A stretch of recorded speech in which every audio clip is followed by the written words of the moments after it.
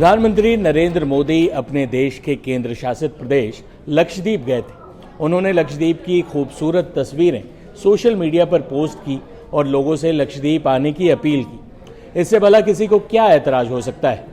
भारत के पीएम अपने देश में जहां भी चाहें वहां जा सकते हैं, कहीं की भी तस्वीर सोशल मीडिया पर पोस्ट कर सकते हैं। लेकिन लक्षद्वीप की खूबसूरत तस्वीरों को देखने के बाद भारतीयों ने इस खुशी का इजहार किया। वही मालदीव के कुछ मंत्रियों को मानो यह रास नहीं आया। लगे हाथों उन्होंने लक्षद्वीप के बहाने पीएम मोदी और भारत पर आपत्तिजनक टिप्पणी कर दी। मालदीव सरकार में मंत्री रही मरियम शिवना मालशा शरीफ और महजूम माजिद को यह अंदाज़ा भी नहीं था कि वे पीएम मोदी और भारत के खिलाफ जो जहर उगल रहे हैं उसका अंजाम क्या हो सकता है। पहले तो इन तीनों मंत्रियों की कुर्सी गई। भारत और मालदीव दोनों के संबंध और तल्ख हो गए। भारत ने मालदीव के हाई कमिश्नर को तलब भी कर लिया। मालदीव में जब से सत्ता में प्रोग्रेसिव पार्टी ऑफ मालदीव आई है, उसका भारत विरोध बढ़ गया है। इसकी झलक नए राष्ट्रपति ने आते ही दे दी थी। उन्होंने कहा कि वे मालदीव से विदेशी सेना को बाहर निकाल देंगे। यह पार्टी जब चुनाव मैदान में उतरी तो इंडिया आउट का नारा दे दिया। प्रोग्रेसिव पार्टी ऑफ मालदीव का झुकाव चीन की तरफ है और यह देश फिलहाल चीन के हाथों की कठपुतली बना हुआ है। मोइजियो की पार्टी चीन की करीबी मानी जाती है। पिछले कुछ सालों में इस देश पर चीन का असर साफ दिख रहा है, क्योंकि चीन ने यहाँ भारी निवेश किया है। मोइजियो मालदीव पर काबिज क्या हुए, भारत और चीन के बीच कड़वाहट बढ़ती ही जा रही, जबकि भारत मालदीव का सबसे करीबी पड़ोसी, बेहद खूबसूरत द्वीपों और समुद्र तट के लिए मशहूर इस देश में इस्लामिक कट्टरता यहाँ धीरे धीरे अपनी जड़ें जमा रही। जबकि कहा जाता है कि किसी समय में इस बेहद खूबसूरत द्वीप की ज़्यादातर आबादी हिंदुओं की थी। इतिहासकारों के मुताबिक यहाँ के शासक चोल साम्राज्य से थे, लेकिन धीरे धीरे यह देश इस्लामिक होता चला गया। कहा जाता है कि चोल साम्राज्य से भी पहले मालदीव में 9वीं शताब्दी में कलिंग राजा ब्रह्मादित्य का शासन था। राजसी शादियों की वजह से चोल वंश वहां तक पहुंच गया। इतिहासकारों के मुताबिक 11वीं सदी में मालदीव पर महाबर्णा अदितेय का शासन था। उनके दौर में ही बौद्ध धर्म मालदीव तक पहुंच गया। Note on the early history of Maldives नाम की किताब में इन बातों का जिक्र मिलता है कि बौद्ध धर्म के मालदीव पहुंचने के बाद बड़ी संख्या में हिंदुओं ने बौद्ध धर्म को अपना लिया, लेकिन इसके आखिरी बौद्ध शासक धोवेमी को इस्लाम धर्म रास आ गया। उन्होंने इस्लाम धर्म कबूल लिया और अपना नया नाम मोहम्मद इब्न अब्दुल्ला रख लिया। इसके बाद लगभग पूरे देश में इस्लाम धर्म फैलता गया। अब इस देश में 98% मुस्लिम हैं और बाकी 2% अन्य धर्म के लोग हैं।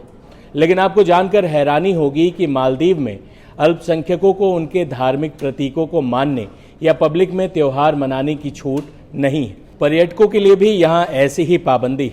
टूरिस्ट यहाँ अपने धर्म की प्रैक्टिस सार्वजनिक स्थानों पर नहीं कर सकते। यूएस डिपार्टमेंट ऑफ स्टेट ने साल 2022 में मालदीव में रिलीजियस फ्रीडम नामक एक रिपोर्ट में कहा कि वहाँ के द्वीप पर भगवान की मूर्तियाँ रखने पर 3 भारतीय पर्यटकों को गिरफ्तार कर लिया गया था।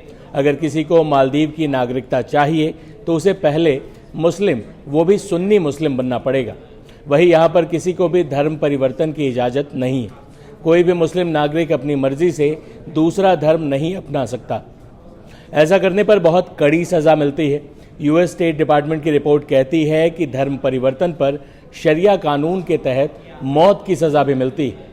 बताया जाता है कि धार्मिक कट्टरता की वजह से मालदीव में रहने वाले 29,000 भारतीय या तो मुस्लिम बन चुके हैं या फिर अपना धर्म छुपा कर रखते हैं। मालदीव में पहले भारत के लिए तंग नज़रिया नहीं था।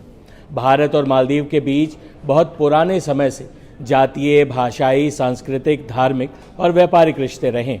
1965 में जब मालदीव को आज़ादी मिली और देश के तौर पर मान्यता देने की बात आई तो भारत उन देशों में सबसे आगे रहा जिन्होंने मालदीव को मान्यता दी। रक्षा के क्षेत्र में भी भारत और मालदीव के बीच पुराना सहयोग होता रहा है। मालदीव को जब भी रक्षा उपकरणों की ज़रूरत पड़ी, भारत उसके लिए खड़ा रहा। भारत और मालदीव ने अप्रैल 2016 में रक्षा के लिए एक बड़े प्रोजेक्ट पर हस्ताक्षर भी किए थे। भारत मालदीव को कई बड़े आर्थिक अनुदान भी दे चुका है। कह सकते हैं कि जब भी ज़रूरत हुई, भारत ने निस्वार्थ भाव से मालदीव का समर्थन किया और उसका साथ दिया।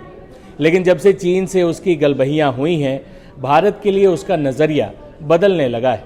जबकि मालदीव आने वाले सबसे ज़्यादा पर्यटक भारतीय ही हैं। मालदीव के पूर्व विदेश मंत्री अब्दुल्ला शाहिद की बातों पर मौजूदा मालदीव सरकार को गौर करना चाहिए।